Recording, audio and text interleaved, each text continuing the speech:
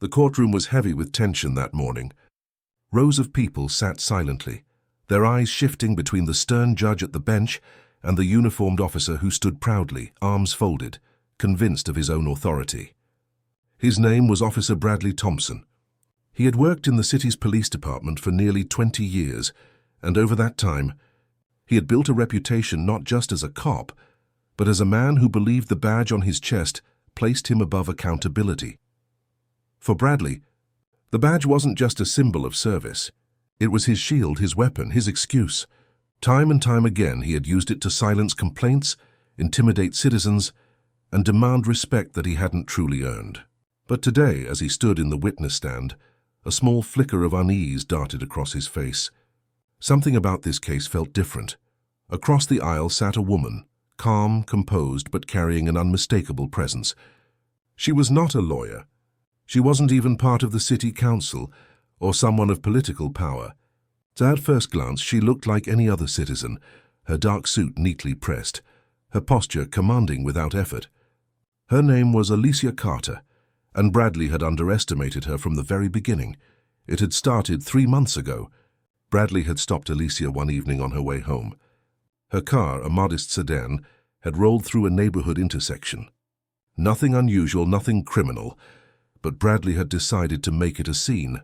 "License and registration," he had barked, his hand resting on his holster like she was a threat. Alicia had complied calmly, but Bradley's tone grew sharper. He accused her of being disrespectful, of not answering fast enough, of questioning his authority when she asked for clarification about the supposed violation. Neighbors had watched from their porches as Bradley escalated the stop, threatening her with arrest for obstruction. He even called for backup, turning a simple traffic conversation into a public humiliation. But what Bradley hadn't known then, and what he was about to learn in this courtroom, was that Alicia Carter was no ordinary woman. The case had made its way to the city courthouse because Alicia had filed a formal complaint. She wasn't suing for money. She wasn't demanding an apology. She was demanding accountability, and that was something Bradley had never faced in his career. Now, as she stood before the courtroom, Alicia's voice carried calm strength. "Officer Thompson," she began, addressing him directly, "on the night in question, you accused me of resisting your authority. Do you recall that?" Bradley smirked, leaning into the microphone. "I do. You refused to comply with my instructions." Alicia tilted her head slightly, her expression unshaken. "Refused? Or did I ask for clarification on why I was being stopped?" The courtroom stirred with murmurs. The judge raised a hand for silence. Bradley shifted in his seat. "You were argumentative," he replied. "And for that," Alicia continued, "you threatened me with arrest." Bradley leaned back, confident. That's standard procedure when a suspect fails to follow instructions. The word suspect hung in the air like smoke. Alicia let it sit there for a moment before stepping closer. Her voice dropped, calm but sharp enough to cut through the silence. "Officer Thompson, do you know my background?" Bradley frowned. "Doesn't matter. Everyone's equal under the law." "Equal under the law," Alicia repeated, her tone steady. "That's an interesting statement, considering how you treated me. For the record, Your Honor, I am a decorated veteran of the United States Army. I served 12 years, including 2 tours overseas. I hold the rank of major. And on that night, this officer," she gestured toward Bradley, "looked me in the eye and called me a threat for asking a question." Gasps rippled through the courtroom. Bradley's smirk faltered. He hadn't expected this. The judge leaned forward, his brows raised. "Major Carter, is that correct?" Alicia nodded. "Yes, Your Honor, and I have the documentation to prove it." She handed a folder to the bailiff, who passed it up to the bench. Inside were her service records, medals, and commendations. Bradley's confidence began to crumble. He opened his mouth, but Alicia wasn't finished.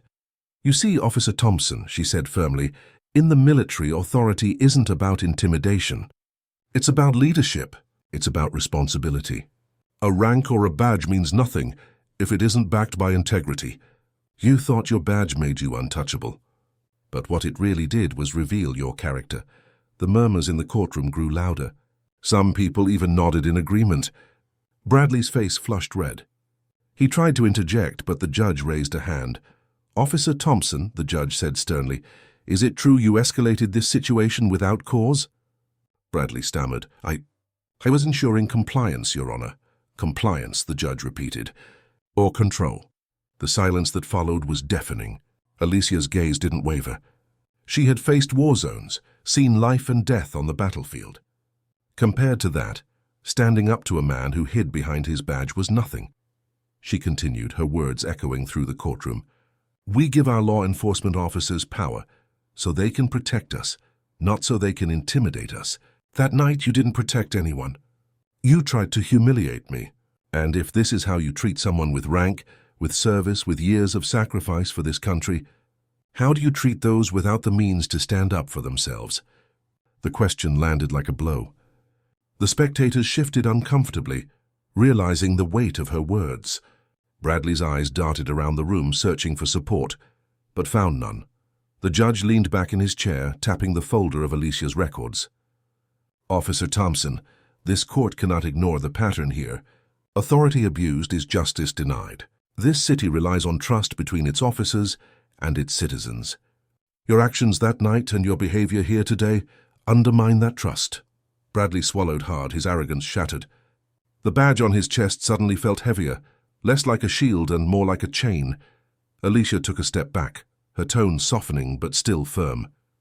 I didn't bring this case forward for myself. I've faced far greater battles than a traffic stop. I brought it here because no citizen, military or civilian, should have to fear the people sworn to protect them. Justice isn't about who wears a uniform. It's about fairness, accountability, and respect. The judge nodded slowly.